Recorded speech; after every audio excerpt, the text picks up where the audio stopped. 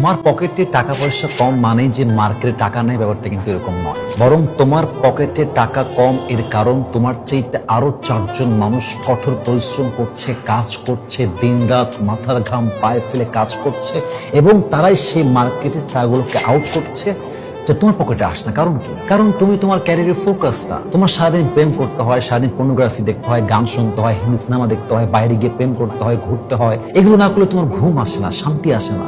কিন্তু তুমি একটাবার কখনো ভাবলা না তোমার কাছের বন্ধু, তোমার পাশের বাসার ছেলে জীবনে কত বড় কিছু করো, কিন্তু তোমার আজ অব্দি কিচ্ছু করার স্বপ্ন জাগে না। কারণ তুমি একটা অলস, তুমি একটা অকর্মা, তোমার মতো ব্যর্থ পৃথিবীতে আর কেউ হতে পারে না। দেখেন, আজকালকার ছেলে পেলে মাত্র 16 বছর বয়স, 17 বছর বয়স, জান তোমাকে ছাড়া বাঁচবো না, তোমার সাথে কথা না বললে আমার ঘুম আসে না, আমি খাইতে পারি না। তাদের প্রেমের সঙ্গে এতটা অবসেশন আছে, যে পরিমাণ অবসেশন যদি জাস্ট 10% কাজের সঙ্গে থাকতো, ডেফিনেটলি সেটা ইতিহাস তৈরি করতে পারতো। কিন্তু মানুষের ব্যাপারটা হচ্ছে যে কাজের সময় আসলে সব বাহানা তৈরি হয়ে যাবে।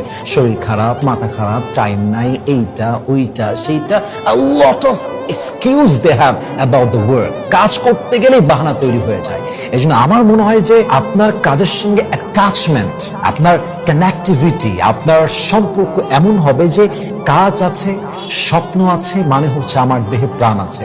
কাজ নাই, স্বপ্ন নাই, ড্রিম নাই, হার্ড ওয়ার্কিং নাই, মানে হচ্ছে আমার দেহে কোনো প্রাণ নাই। এজন্য দেহে প্রাণ যদি রাখতে চাও, ইনকাম করো, প্রচুর টাকা হালালভাবে ইনকাম করো, এবং নিজের একটা অ্যাটিটিউড রাখো, একটা ড্রিম বিগ রাখো, বিশ্বাস রাখো। তুমি তোমার জীবনের ক্যারিয়ারে এত উঁচুতে পৌঁছাবা, আজকে যে মানুষ তোমাকে দেখলে নাক ছিটকায়, তোমাকে দেখলে উপহাস করে, এ মানুষ তোমার সাক্ষাৎ পাওয়ার জন্য পাগল হয়ে যাবে ইনশাআল্লাহ।